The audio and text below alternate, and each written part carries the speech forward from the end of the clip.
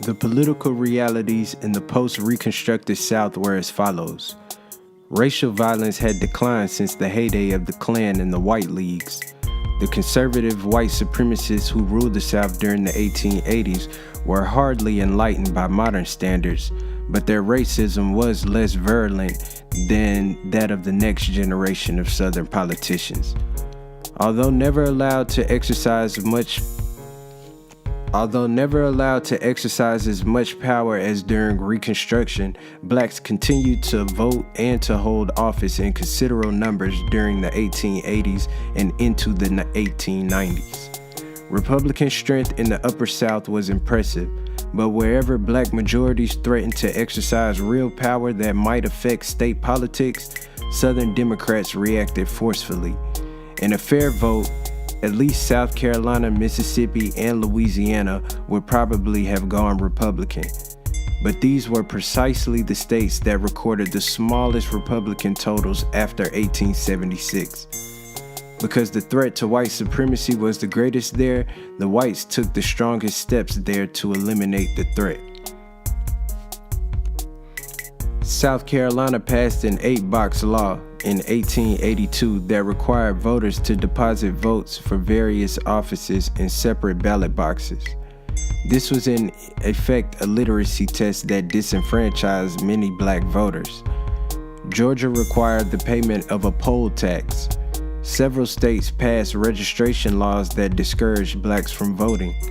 Some white landowners deposited votes on behalf of their black sharecroppers. Other realities in the post-Reconstruction South were the convict leasing system. This form of neo-slavery was a consequence of emancipation. Under the old regime, most slave crimes were punished on the plantation. Therefore, Southern prison system was inadequate to accommodate the increase in convicted animals after the war.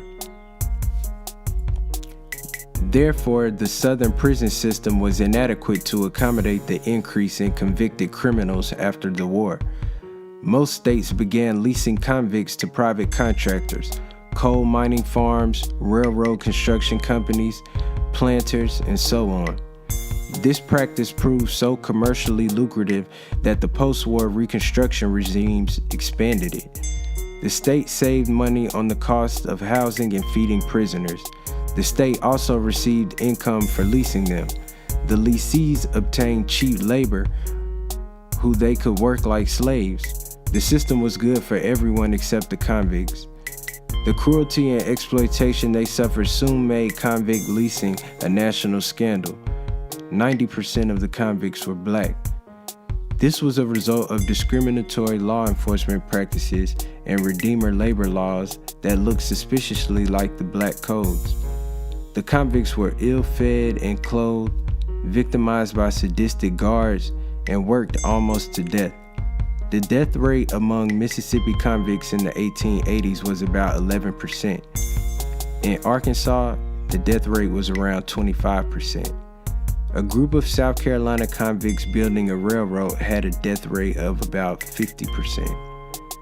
Grand jury investigations of convict leasing in Mississippi in 1887 reported that most patients had their backs cut in great welts, scars, blisters, with some the skin peeling in pieces as a result of severe beatings. They were lying there dying. Some of them were on bare boards and so poor and emancipated that their bones almost came through their skin. An official investigation in Georgia pronounced convict leasing barbaric, worse than slavery, and a disgrace to civilized people. Reform groups emerged to work for the abolition of convict leasing, but the practice proved difficult to reform because too many powerful people profited from the convict leasing system. Part of the New South's industrial progress was based on it.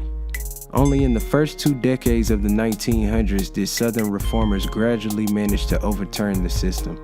Still, Southern prison farms founded on the same profit motive have had some of the worst human rights records for correctional institutions well into the 20th century. For example, Parchment Farm in Mississippi and Angola State Prison in Louisiana. The most horrific stain on the South was the rise in racially motivated lynchings, which crested in 1892 with 161 blacks killed by white mobs in southern states. Violence against blacks was not new in the South. Slavery, civil wars, and the violent struggle for power and Reconstruction each contributed to the cheapening of black lives and an atmosphere of uncertainty. The cheapening of black lives and an atmosphere of justified extra-legal killing. What was new was the carnival-like atmosphere that many of the lynchings took place. It underscored the complete collapse of federal enforcement efforts of Reconstruction and the complete certainty of white Southerners that they would not be punished for their participation or their complicity in such actions. Lynchings were justified by their perpetrators for a number of different reasons, including murder, violation of accepted racial etiquette, and the rape of white women by black men.